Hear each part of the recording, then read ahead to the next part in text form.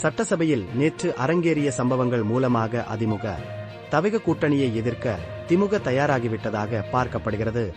ஒரு பக்கம் தவிகவின் குரலாக எடப்பாடி பழனிசாமி மாறிவிட்ட நிலையில் இன்னொரு பக்கம் அதிமுக கூட்டணி பற்றிய பேச்சுகளுக்கு தவிக அமைதி காத்து வருகிறது. செப்டம்பர் 27ஆம் தேதி கரூரில் தவிக தலைவர் விஜய் மேற்கொண்ட பிரச்சார கூட்டத்தில் ஏற்பட்ட நெரிசலில் சிக்கி 41 பேர் உயிரிழந்தனர். இந்த விவகாரத்திற்கு பின் ஒரேயொரு இரங்கல் பதிவையும் 3 நாட்களுக்கு பின் ஒரு வீடியோவையும் விஜய் வெளியிட்டுள்ளார். இதையடுத்து உச்சநீதிமன்றத்தில் கரூர் வழக்கு சிபிஐ விசாரணைக்கு மாற்றப்பட்டது. அதன்பின் நீதி வெல்லும் என்று மட்டும் பதிவிட்டார். கரூரில் நடந்த தவிக தேர்தல் பிரச்சாரத்தில் 41 பேர் பலியான நிலையிலும் விஜய்க்கு மக்களிடம் செல்வாக்கு இருக்கிறது என்பதையே திமுக எடுத்த சீக்ரெட் சர்வேயில் தெரிகிறது. விஜய் மீது ஆளும் கட்சி எனதான் விமர்சனங்களை முன்வைத்தாலும் அது மக்களிடம் எடுபடவில்லை என்பதையே இது காட்டுகிறது. நடிகர் விஜய் வேண்டுமென்றே திட்டமிட்டு அந்த இடத்துக்கு தாமதமாக வந்ததை கூட்ட நெரிசலுக்கு முக்கிய காரணம். விஜய் உடன் இருந்த பாதுகாவலரை கிரவுட் பர்ஸ்டிங் என அழுத்தமாகச் சொன்ன பிறகும் விஜய் தனது பேச்சை தொடங்கியுள்ளார். மக்களின் மீது அவருக்கு எந்த அக்கறையும் இல்லை என்பதையே விஜயின் செயல் காட்டுகிறது என பெண்கள் பாதுகாப்பு மற்றும் பாலின நீதி கூட்டமைப்பு சார்பில் அமைக்கப்பட்ட உண்மை கண்டறியும் குழு தெரிவித்துள்ளது. இனி அடுத்த கட்டமாக விஜய் நேரடியாகவோ அல்லது மறைமுகமாகவோ பாஜகவை நோக்கி நகர்வார்.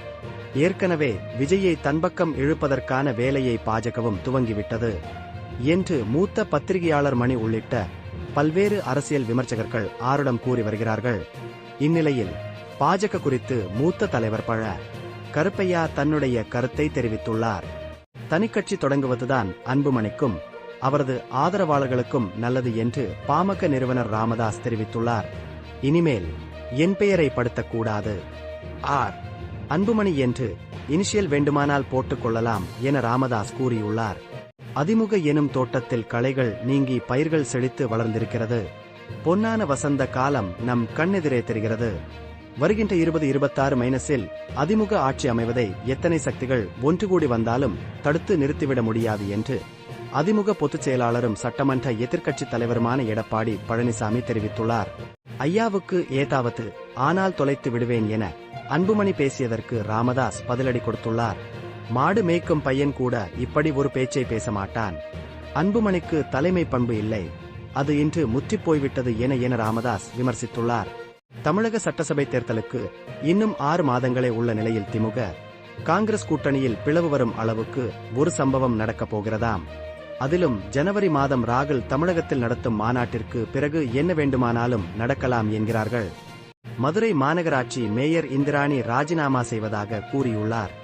இதனையடுத்து நாளை மதுரையின் புதிய மேயர் தேர்ந்தெடுக்கப்படவுள்ளார். இதற்கான கூட்டமும் நடைபெறவுள்ளது.